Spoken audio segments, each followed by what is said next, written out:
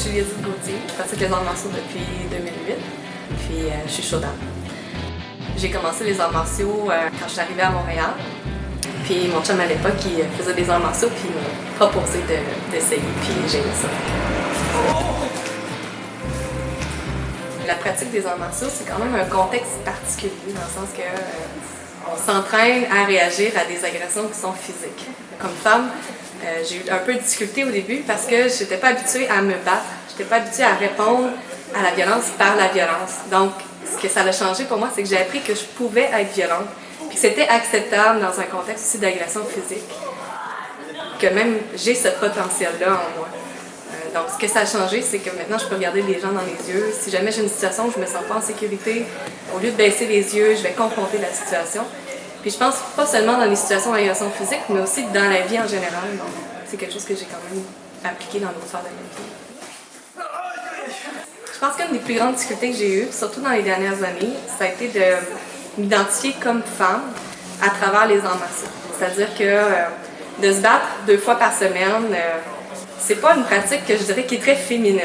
Donc, j'ai eu un peu de difficulté, je me questionnais comment est-ce que les arts martiaux pouvaient m'aider à me sentir plus féminine. Puis c'était un peu un dilemme pour moi, je savais pas trop comment me situer là-dedans. Puis évidemment, la question qui m'est venue, c'est est-ce que j'ai vraiment envie de développer ma féminité par les arts martiaux? Puis la réponse, c'est non. Quand je suis sur un tatami, j'ai pas envie qu'on me perçoive comme une femme. En fait, je suis pas une femme, je suis une pratiquante d'arts martiaux. Je suis dans un contexte où j'essaie de développer de la survie. Je suis pas du tout en train de mettre mes qualités de femme de l'avant. Puis de le faire dans le contexte des arts martiaux, ça m'empêche pas d'être féminine, douce, tendre à l'extérieur aussi. Quand j'ai commencé les arts martiaux, je voyais beaucoup les arts martiaux comme étant une façon de se défendre, d'apprendre à justement réagir dans des situations d'autodéfense. Ensuite, les arts martiaux, je l'ai vu un peu plus du côté art que du côté martial. Donc, je voyais ça comme une danse, comme un style qu'on peut peaufiner, qu'on peut raffiner en fait avec les années. Puis maintenant, j'ai plus tendance à voir les arts martiaux comme une philosophie de vie, comme un mantra. Ça fait un peu partie de mon hygiène de vie.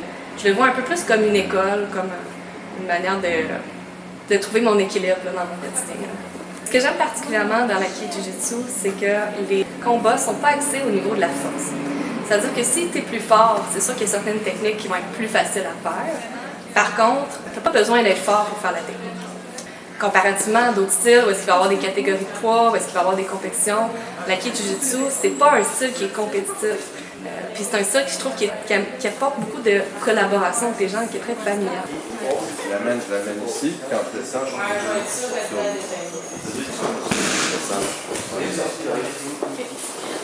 Présentement, je suis enceinte, donc ça devient un peu plus difficile pour moi de continuer ma pratique.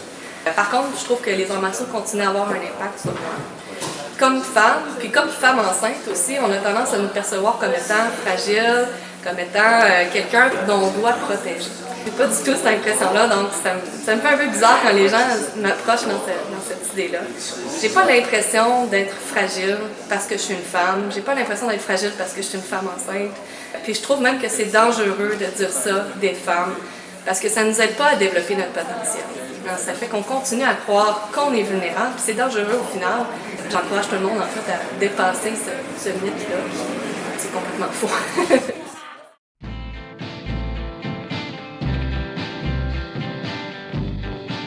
C'est entendu pour un passage de Shodan.